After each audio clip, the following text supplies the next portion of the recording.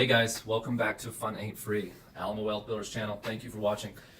Did you know how a train, a really heavy train, gets moving and it's moving really fast, and you just can't stop it, right? I mean, there's that momentum of weight and mass, and no matter what you do, you can't catch up to it either because it's going so fast. Well, that's technically what's happening in today's market, and everybody keeps trying to get on the train. The train was already reached top speed like a year ago, and here you guys are trying to get onto the train. You need to wait for it to reach the station to hit a brake, to slow down, and then get back on. You should take this time to accrue as much education as you possibly can. That way, when the train does slow down in the future, market correction, then you'll be ready and more prepared so you can get on that train and board it at the right time, so that way you can ride it back up to the top speed.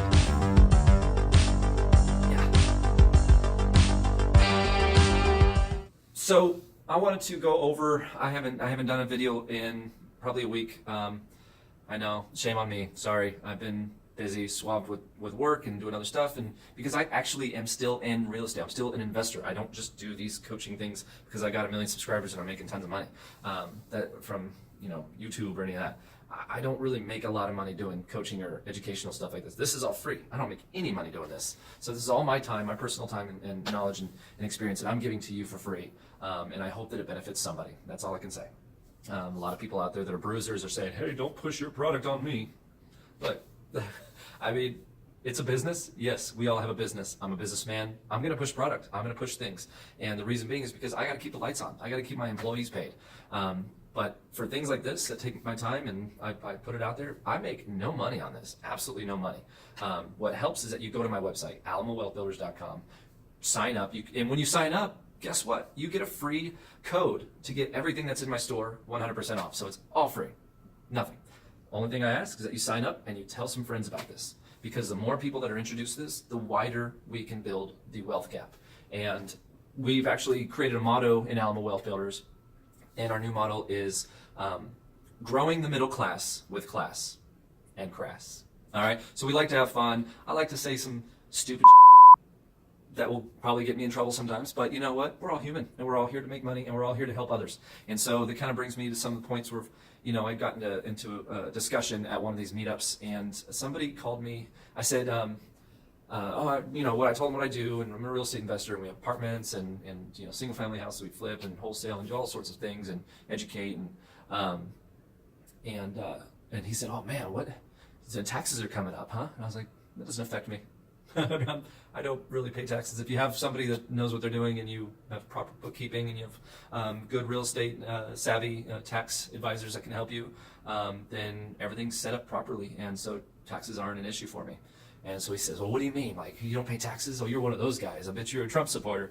It's like, why are you attacking me right now? I mean, because I don't pay taxes? I don't pay taxes because I do what the government wants me to do. They incentivize me by giving me tax breaks so I can build and contribute back to society. What do W-2 people do? Honestly. And if this affects you, I want you to really take a look in the mirror. What do W-2 people do? What do you contribute? Oh, well, I'm a school teacher, so I contribute back to the student. That's great. Like, that's fantastic. And we applaud you guys for doing that. EMS, police officers, all that. That's fantastic. But really, if Santa came down and gave you $1 billion, would you quit your job?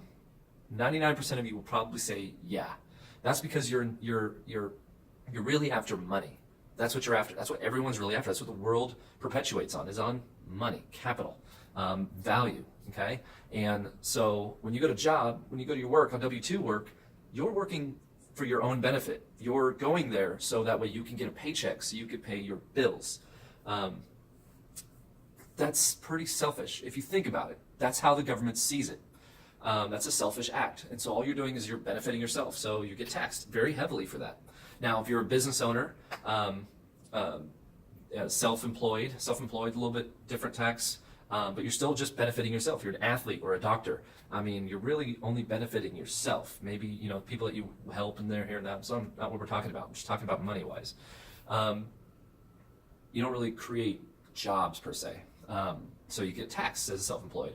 Business owner, different story. Now you're starting to break into the realm where the government wants you to be. They want you to contribute back to society. They want you to be a job creator, be a product creator, right? If you create something that then gets exported to other countries, now you're, going international and you're contributing to the GDP of America, and you're giving tons of people work.